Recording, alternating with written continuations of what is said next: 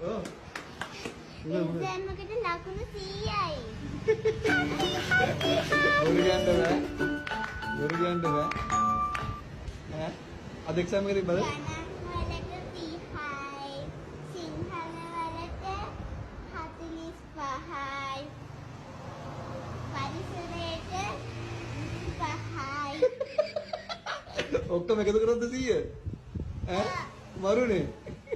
දාන්න පාක් ඈ.